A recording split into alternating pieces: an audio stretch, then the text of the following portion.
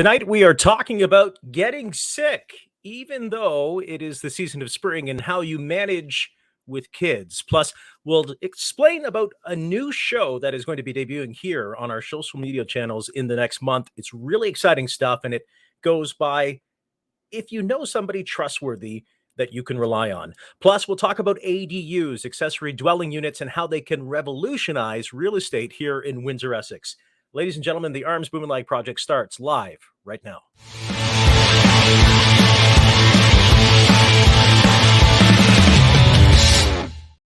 Yes, indeed. Hey, we're back after a couple of weeks off. How are you, Windsor and Essex County? We are live on social media, Facebook, Twitter, and LinkedIn. And you can catch past episodes, as always, on wherever you get your podcasts. If you're on social media, you can hook up with us on Anchor. We're on Spotify. We're on Google Podcasts, Amazon. You say, Alexa, play the Arms Bumanlag Project, and away you go. And you can also see past episodes. 3 seasons of the project is on YouTube. So how are you? I'm pretty good, so to speak. I feel a lot better than I did last week. And here we are, well into spring. I would say at least 2 days into the season of spring. Spring officially began on Monday. And yeah, it's been okay overall.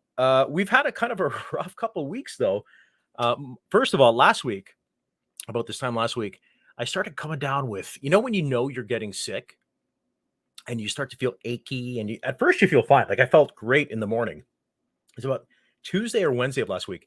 And then all of a sudden, I just feel like I got hit by a truck and I couldn't really even do much. Like I just felt miserable. And of course, I working through my job, and you got the 2 kids, and then I'm thinking, okay, well, I've got a cold, that's going around. People are talking about that. There's a lot of talk about I was speaking to somebody in the healthcare industry last couple of days about there being a new bug or something coming from Toronto, and then London got it, and then we got it here in Windsor because we're always sort of the last to get it. But I just felt like garbage.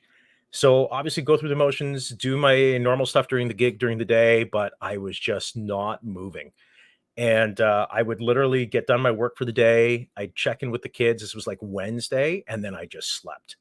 When you need to sleep and you've got your feet up and you're just relaxing, I slept. And I woke up in the middle of the night. This was last Wednesday, just like fever of like 103, COVID negative, thankfully. But I just was cold, but sweating uncontrollably. So as quick as it came, it went. By Friday, I was feeling a lot better, which was good. And if you have kids, or you had kids, maybe they're out of the house now and maybe they're out in the real world doing their thing. It's hard to get sick when you have kids, right? And I feel bad because my kids are 5 and 10 months. They're going to be 11 months. Olivia's going to be 11 months old, and Liam will come down into our studios here and then the office and kind of hang out with me if I'm not working, or if I'm on a live stream, or I'm recording something, or if I'm out and about in the community. He'll come down and kind of hang out with Dad in the office. But I was like, dude, you cannot come near me. I am deathly ill. Does the boy listen? No. So he's hanging out, and I'm like, get away. Dad's not feeling well, and I've got my robe on and I'm kind of moving around the house and doing things. And of course, Carrie's like, oh, it's just a man cold. It's just a man cold. I'm like, I'm like shivering here. No appetite. Anyways, of course, Liam is hanging out with me, and I'm like, dude, you're going to get sick. Lo and behold, because last week was March break, which hopefully parents survived as well. We had a bit of reprieve from Liam not being at school. Liam went to his grandma's on Tuesday, just before I got sick last week. And we just had Olivia, which was a different vibe when you just have the one kid. It's like, okay, they're in bed. We can watch TV now. This isn't half bad. Anyway, so Liam gets sick on Sunday night before he goes back to school after March break. Liam's not doing good. Dude's got the same fever as me. Knock on wood, he was feeling okay today. So I think we're going to ship him off to school tomorrow. No fever, back to his spunky self. But guess who's not feeling well? Now it has gone on to the little peanut, my little princess, Olivia. She is not feeling well. So it has been a hectic day, to say the least. And babies are so sweet because they can't tell you what they need, but instinctively as a parent, you know what they need. And the poor kid, I was on the road a little bit for work today, doing 5,000 different things around the house. And, all she wanted to do was snuggle her dad. So as soon as I got done my work get up, I put on my hoodie and I'm holding her, when we're watching Peppa Pig, and she's just snuggled right into me. And I hope to God she's able to get a little bit of sleep tonight, because my God, it has been a rough couple of nights. So she still has a bit of a fever too, so we're keeping an eye on that. But it's hard, man, when you're a parent and you got kids. Knock on wood, Carrie's not sick, because man, if she gets sick, the whole house is down. The kids are just running feral. I'm not making like decent dinners. I'm getting takeout or fast food, right? You know, the house just goes to hell in a handbasket when mom is out. So I do what I can. Um, it is hard. It is very hard when you have kids. And when you try to get some rest, that's easier said than done. So we shall see how this all works out. Other than that, things have been good. We continue on with the show. We've got some exciting news. Speaking of the show here over the next little bit, we are going to be doing some big renovations here on the program. And by that, I mean, we are going to be doing some really cool work with a number of individuals here. And this studio where I do the show and a lot of the live streams that you may see will cease to exist for a short time. I'm going to have to take the live stream to parts unknown, so to speak. The show will continue, but you might see me in different locations. So we're going to try that out, see how that goes over the next couple of months. So that'll be happening in the month of April. So it's going to be an exciting time for that. I'm excited to kind of share with you what's going on, why we're doing the big renovation. It's going to be a really cool thing. If you love HGTV, I will tell you this here and now. This is better than HGTV. Okay, we're going to get you involved. We're going to get you introduced to some pretty cool people who are excellent at what they do in terms of home renovations and more. And we're going to get some insight and input from you. But it's going to be really exciting, and it's going to be, best part, 100% local. So Windsor born, Windsor raised, Windsor Essex content. So I don't want to let the cat out of the bag soon, but that is coming up in the next couple of weeks. So this, what Carrie affectionately calls the dungeon, will quickly become a new studio. And then as the studio progresses, you're going to see some really cool stuff. And I'm looking forward to it too. We've been doing this kind of get up since 2021, since I started the show. So that'll be coming up. Stay tuned to my social media channels to be involved with that. It's like Property Brothers meets Brian Balmer meets me, if that makes sense at all. And a lot of local guys too, and gals. So that'll be exciting. And then lending itself to that, we have a really cool way. If you've ever thought about like home renovations and you thought to yourself, like, who's good, right? Because you can read people's reviews online, and listen, reviews are very important, right? But you see any of these reviews more and more of people's stuff where they'll do a review and it's like, Jim says best serviced ever. Who the hell is Jim? You don't know who Jim is. It just says Jim on like people's testimonials. And I always laugh. I'm like, who's Jim? Is Jim your dad? Who's reviewing that?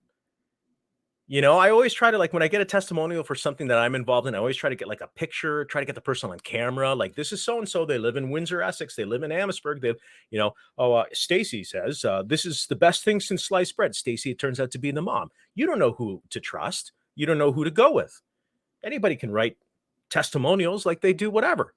So what I'm going to be doing, in addition to that sort of home renovation HGTV project, and thanks, Marianne. Yeah, it's going to be really exciting. And I'm really excited to have you guys involved too, is we're going to be doing a special show that kind of answers the question, hey, I know a guy.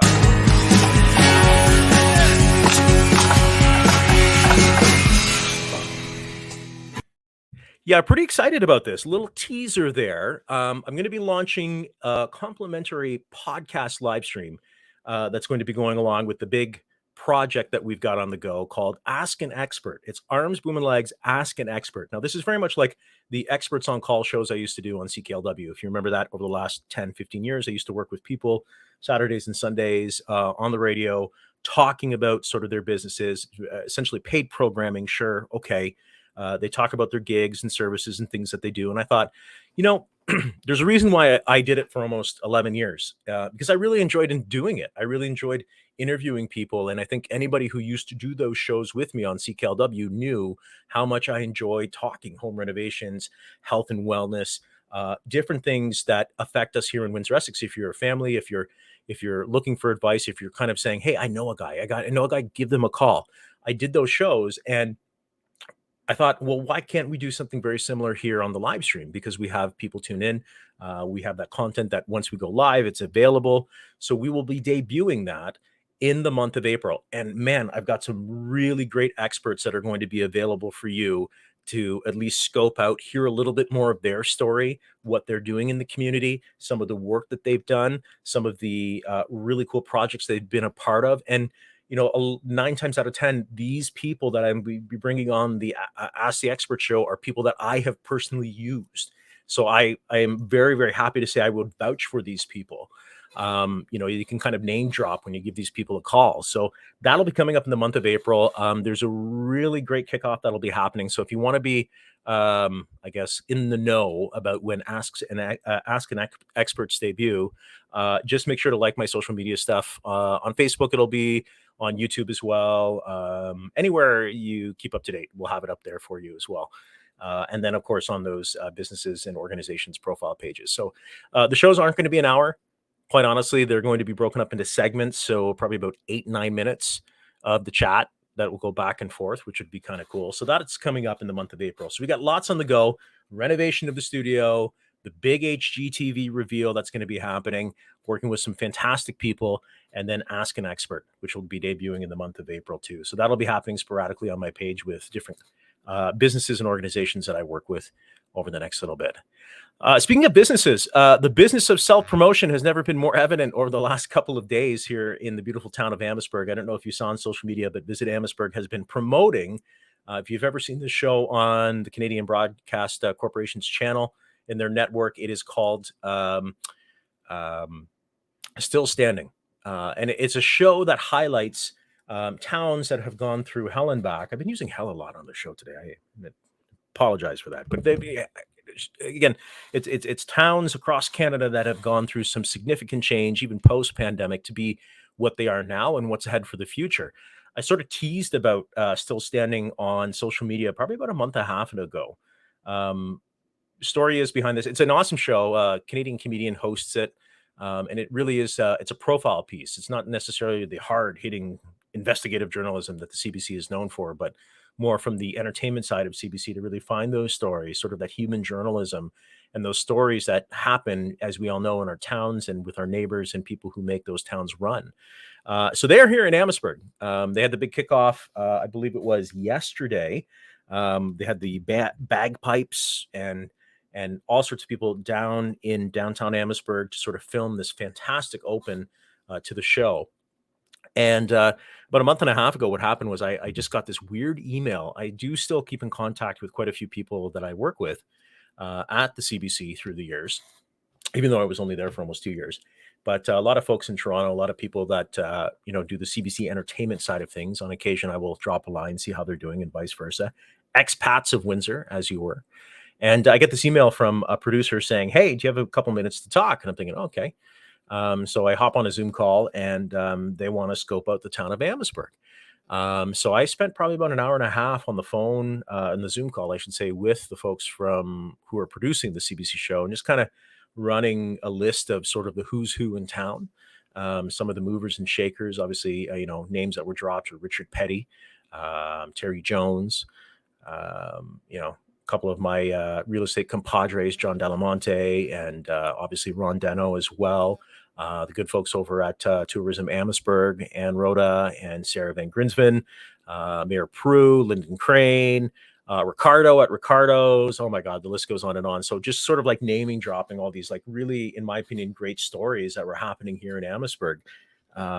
Stories of resilience and story of community, in my opinion, of people coming together, sort of reposition what the town is about. So lo and behold, they made calls and they sort of interviewed other folks, and then they said, you know what, Amherstburg's the place we want to film an episode. and here we are. So they're in town for the next couple of days. So welcome to the staff and the production crew of Still Standing. Looking forward to seeing this on CBC television. I'm told it will be on the air towards the end of this year, if not beginning of next year. So that's going to be exciting stuff. It's funny because I got the email from CBC and I said to Carrie, I'm like, oh my God, CBC emailed me. And they're like, oh my God, are they looking to do a gig with you? And I'm like, no, that's not happening. Like, not happening, period. Very much enjoyed, learned a lot at the CBC, but yeah, not my cup of tea, as it were. So kudos to everybody at the town for making that happen. Everyone who came out to downtown yesterday for the big unveiling. So filming for Canada's national broadcaster happening here in Amherstburg. A couple other things I want to get to before we get to our big chat for the evening, and really excited to talk about this. And yeah, thank you for that, Marianne, saying it's really hard when your little ones don't feel well. I just want the kids to have a good night's sleep tonight. I think Liam's going to be back at school tomorrow, and then Olivia will have to kind of wait and see. But Sherry says, us too, right? Sherry actually is my wife's cousin, so they're a family. James, her husband, lovely husband, probably one of the best cabinet makers in Windsor Essex. I will bet pizza money on that the guy is just absolutely phenomenal. And they're always doing some sort of renovation at their house. We actually went to their house for the first time post-pandemic in the summertime to celebrate Sherry's birthday. And I could not believe the work that they did on their house. They have a beautiful house in Forest Glade. And oh my God, they just put some fantastic work and some fantastic features into the house for their two sons, and obviously for them too. So Sherry, yeah, we're right there with you. Your cousin Carrie, she's always got something on the go, and God knows that I can't do anything as handy as James. I'll try. I can install lights, but I'm not demoing a studio. So it'll be interesting to see how that all goes. I try not to be negative on the show. And I think people who have been a part of my journey and my family's journey, and I am very, very blessed and fortunate to have so many great supporters and people who just continue to reach out, even here in 2023, 5 years officially after I've, sort of buried my broadcast career. Something's it's a bit of a bugaboo for me. A bit. People say to me, oh, do you miss being on the air? I said, well, yeah, I mean, of course I do. It was a good 20 years of my life doing what I used to do, and hence me doing the show and doing it on my own terms here on the worldwide interwebs. But, I really try to limit my news consumption. And I've said this isn't news, right? And that's, I guess, really what this segment is.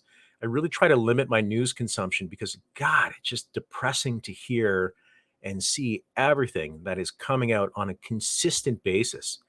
And it's just like, I look at sort of the information flow nowadays and I say to myself, like, what does this add to my day to day? Like, how does this actually directly affect my family, my two kids, my wife, my coworkers? And yeah, there's some great insight, but there's a term that was been thrown out by some people that, I do read Reddit a lot, where they call it a nothing burger. It's these announcements that, quite often politicians will make, or even, God, the news media will have these stories and they're not even news stories, and they're just nothing burgers. It's just nothing to them. And one of those things that was kind of on my, I guess, bugaboo list over the last 24 hours is, I happened to hop on Reddit, kind of skim through the news, read a couple of articles, save me a click, so to speak. And they're talking a little bit about the New York police. And I kind of keep up with this stuff because, to me, it was fascinating, although somewhat scary, that we went through what we did, well, the United States did with President Trump, and there's the New York police setting up what they thought was barricades around Trump Tower because he looked like he was going to be hauled away, and today was going to be the day, and it's going to be monumentous, and finally there's going to be justice, and all the stuff with Stormy Daniels and yada, yada, yada, yada, yada. And I'm watching and I'm reading about this coverage and I'm like, Today happens, and then nothing as far as of this show, 8:22 in the evening on the 21st of March, 2023, nothing has happened. Not a thing. Not a single thing has happened. And I kinda looked at that and then sort of pivoted to all the content and all the quote unquote news that you need to know, and these announcements to have announcements. I mean, some of our government officials are infamous for doing that. Got an announcement. We're going to be making an announcement for that announcement that'll be happening up next time. And I just like say to myself, like, my God, like, don't even do that. So I think it's like a double-edged sword, right? Because everybody has social media now, and you have these people in power who are kind of doing their thing, and they're trying to bolster their ratings or their approval ratings, whatever it is. But a lot of the stuff, like even with whole Trump's are like, oh, he's going to get arrested. Well, it didn't happen. And I know you got to cover the news, and that's newsworthy, but is it? Is it really? How about it actually happens and then report on it instead of telling us it's going to happen? I mean, some stuff you want to be aware of it, but other stuff, I just think, if it bleeds, it leads. And that kind of stuff can be absolutely soul sucking half the time. You're just like, get on with it. With the whole Trump thing, it's like, okay, either you're going to rein this guy in or you're not. And if you're not, then you're not. And if you are, then you are. And I get that they have to build the case and they have to do all this stuff, but it's the coverage that was dedicated from a news cycle on this stuff is just makes me sick to my stomach, you know? Marianne chimes in too. She goes, unfortunately, Trump gets way more attention than he should. Yeah, there's a lot of topics I think that get way more attention than they should. And then there's topics that don't get nearly enough attention as they should. We talked about this on the show a few weeks back about the Ohio train derailment and the ecological disaster minefield that was. And it seemed to me mainstream media didn't feel that that was absolutely 100%, hey, we got to be covering this. Meanwhile, I'm getting all my information from updates from people who are on the scene, residents on TikTok. So then you get these traditional broadcasters sitting there saying, well, why are we losing ratings? Well, you may want to take a look at that. I don't know. Just my 2 cents. I can't watch stuff like that anymore. I don't know if it's just because I'm in my 40s and I got kids and I just don't have the time or the patience, but it's a nothing burger with a side order of rinse, wash, and repeat. Quickly, before we get to our feature interview this evening, let's go back to the topic of sick kids. Wendy says, not fun with sick kids in the household. It's going to be an ongoing thing when they start school. In daycare, germs will spread like wildfire. Speedy recoveries. We know when Liam was in preschool, and he had just an awesome experience at preschool, like just an amazing experience. Because we were always, as my son Liam has heart issues and he's also immunocompromised. So navigating the whole COVID pandemic, my wife and I it's been extremely challenging, as I think most parents with critically ill children will tell you. But we were always cautious. It's like he has to be around kids at some point. So we made the decision, put him into daycare, and it was honestly an amazing decision. He loved going to daycare, but he was sick quite often. And then mom gets sick, Carrie gets sick, and then God bless Carrie, like she just barrels through. She still does it. She's not in the best mood. Me, man, if I get sick, I'm out. I told you, like I literally sleeping for like 15 hours straight, like out hard. But no, it's I'm hoping Olivia gets some sleep tonight. I know Liam has had a rough couple nights. Today was actually pretty good, but Olivia is just poor kid. Have to keep an eye on that. One thing that I wanted to keep an eye on and bend your ear on too is this topic that's been in the news. I do read the news, and I thought this is very newsworthy. The topic of ADUs. There's been so much talk about affordability in the housing market and what's going to happen here locally, and I can save that whole discussion for another show. I love talking about the market. I love talking about what's ahead for Windsor Essex. I think we're on the precipice of some really great stuff happening here locally. That being said, I definitely believe in my heart that we're going to have some issues when it comes to housing coming up. I think we need to find more affordable housing. I think there needs to be outside of the box thinking. And this is why this particular story that was in the Windsor Star about a good friend of mine, Sarah Cipkar, used to have her on the CBC when I was on Channel 9 News, who is now, she was doing a lot of the urban planning and a lot of the downtown Windsor collaborative stuff. Now she's segued into doing a number of fantastic pieces of research work in regards to ADUs, accessory dwelling units, now otherwise known as tiny homes. And this is something that I firmly believe has an opportunity to sort of game change the way we think about real estate, the way we think about maybe our aging parents. How do we keep our parents close to home, still give our parents privacy, and still have them nearby?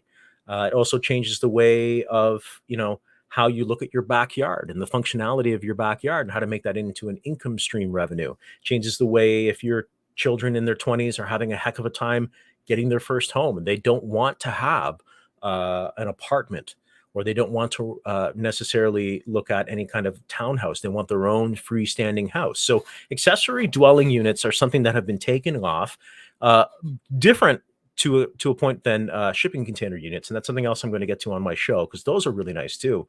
But part of this fantastic week-long celebration with my friends over at WeTech Alliance, WeTech Alliance and myself and Little Heart Social, our social media company, have collaborated on sort of a tech talk week. And I had a chance over the course of the weekend to interview a number of people in the tech sector about different areas of technology that continue to push boundaries in terms of innovation here in Windsor Essex. And one of those people, lo and behold, who I was very happy to see, was my friend Sarah Cipkar. Now, Sarah is part of this new think tank, this new business called ADU Search. And what they do is it's a group that is partially funded by certain levels of government. They're working with Family Services Windsor Essex to identify certain areas in the Windsor Essex area. Could even be your home if you're watching or listening to this after the fact, that could be designated as an ADU property. So picture you have your home, your 2-bedroom, 3-bedroom, 2-bath, whatever it is, and you've got a sizable backyard. Well, the backyard may be a candidate for an ADU. And the idea is it's these small homes.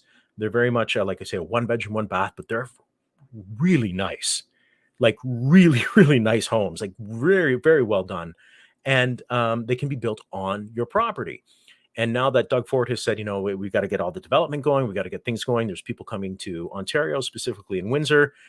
I firmly believe that this is going to be a game changer for a number of reasons. So part of Tech Week with my friends over at WeTech Alliance, I sat down with Sarah Cipkar and we talked about what ADUs are and how Sarah got into this based on her own experience in downtown Windsor building an ADU.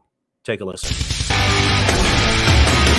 Yeah, so it was early 2020, and I started thinking about what I was going to do with COVID, and also I was starting my PhD in the fall of 2020, and I realized that there was potential in my own backyard. I realized that I could build a detached ADU. The city of Windsor had just passed new bylaws in actually 2019, and so I started thinking about what if I built a house here and what that could look like, and started kind of just my curiosity started piquing. And so I actually was able to work with a builder who's a friend, and we kind of developed the whole thing. And I broke ground August 2020, and it just kind of got me itching to understand ADUs more broadly, not just like in Windsor, but kind of beyond. So that's kind of how I started down this path. And interesting in the news too, Sarah, this has been sort of a topic of discussion, not only here locally, but provincially and really nationally, because I guess the big change that's coming and has come really with, keeping family close to home Yeah. and that aspect of ADUs too. And I'd imagine, with this, you have seen sort of that resonate through not only here in Windsor, but right across the province. Yeah, exactly. I mean, there's a big push for housing like at large in terms of our communities and our cities, but actually individually there's a lot of families who are let's say there's an older parent, an aging parent, that you're thinking about what's the next step for them, and can there be a way that we have proximity but still have privacy. Could also be the case for young adults who are wanting to move out of the house, wanting a little more independence and freedom, but don't don't have the economic means to be able to enter the housing market, because as we know, it's been a little crazy lately. So yeah, ADUs really provide that flexible housing solution that you could also then just even rent out for additional income, that kind of thing. So yeah, it's a really unique kind of housing unit that solves a lot of problems. Now, tell me about ADU search and this proof of concept here in Windsor, and this supply challenge, the housing supply challenge that was part of this. Yeah, so we were funded through the Housing Supply Challenge, which is through Canada Mortgage and Housing Corporation, and it was really the data-driven round. So the task was bringing together different pieces of data to improve housing supply and affordability. And our essential thesis or our argument was, we have a lot of potential in residential lots that we're not even tapping into. And so we developed a proof of concept, testing that, actually measuring the backyards and measuring the buildable areas to see, can we fit a minimum sized ADU on this backyard? And we found initially in Windsor that just like 20,000 lots alone could fit a minimum sized detached ADU. And the province, for example, in Ontario, has said that, the city of Windsor, I think the target is around 30,000, a little over 30,000 new housing units in 10 years. And if you think we have 20,000 lots that can have a detached ADU, how many of those can we actually convert to housing units? And then that would, massively impact those housing targets. And so right now, the one city, for example, that gets has a lot of laneway homes, which is Vancouver, the maximum amount of housing detached ADUs that they're producing in a year is a couple hundred. So it's really thinking about, we can really scale this up nationally. And so our tool is really designed to show the potential in bigger markets. We mapped Toronto, we mapped Ottawa, Hamilton, Calgary, to see like we're actually sitting on a lot of low density residential land that could, house one of these detached ADUs. So, Sarah, this would be like if you can conceptualize ADUs for people who are trying to wrap their heads around this Sure. concept. This is essentially like a big part of this solution, right? To meet Yeah. some of the family needs and then I guess social needs too, um, while not necessarily making an expansion of neighborhoods, but really using those, like you said, spaces within the backyards of those existing neighborhoods. So this could be very beneficial heading down in the next 10, 15 years for different cities, including Windsor. Oh, for sure. Yeah. Like the thing that I love about detached ADUs, I mean, a lot of people like to call them garden suites, tiny houses, backyard cottages. They kind of fit like little puzzle pieces in the existing framework of the neighborhood, and they're not much bigger than garages. And so I've seen them, in all different types of neighborhoods now, and they really fit in, with the scale of the neighborhood. They're not taller than the main dwelling. They look like a little garage, usually have a little courtyard. I mean, that's what I did with mine. I have a little like seating area with a fire table in the middle. And so they really provide even these like social connections between whether it's like, myself and like my tenant who's now my friend, or if it's different family members. And so they really do add that kind of gentle intensification in neighborhoods without really disrupting the actual fabric and character of the neighborhood. How crucial has been, I'd assume, Sarah, technology in assisting you with this entire process and getting ADO search off the ground? I mean, people want to obviously reach out and see, what's possible through this technology. I would assume has been a big factor in the success so far of ADU search.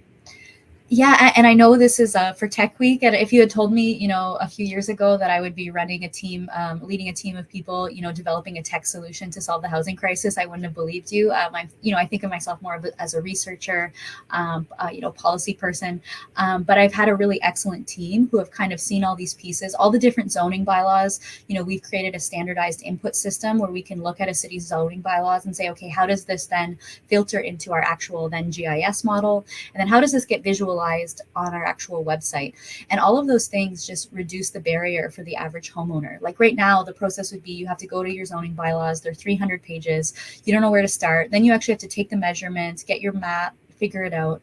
And our tool kind of solves all that for you. And I think that's kind of like the beauty of it, is that we're really able to highlight both to the average homeowner, here's your buildable area, here's where you can build in your backyard, but then also to policymakers to say, here's the actual potential, here's maybe some of the financial and tax revenue implications. Maybe you can think about incentivize more of these units. And so I think, in this case, we used data to then create a technology solution that, I think really empowers homeowners, but also provides solutions for the housing crisis in our cities.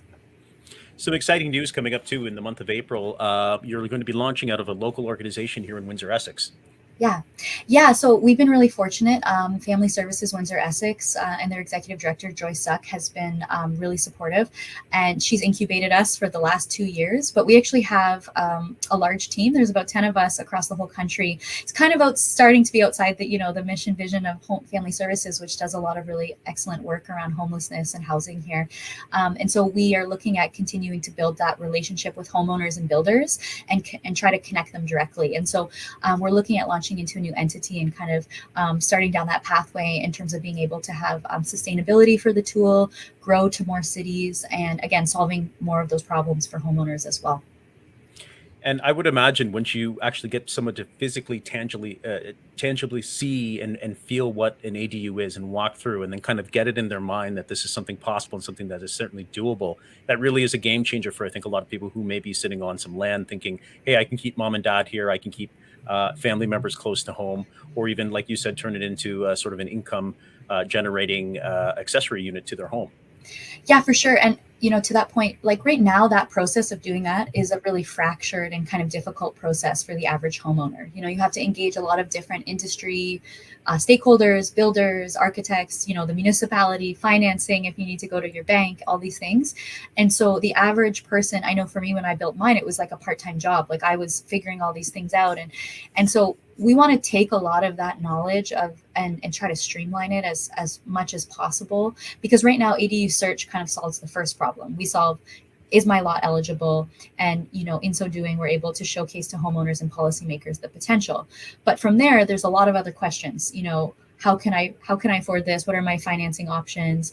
Who do I need to contact for a builder? What models are available? What is the municipality requiring in terms of permitting? And so it is a lot of education and a lot of information that's needed. And so that's where we're hoping to kind of continue the tool and continue down a kind of that path.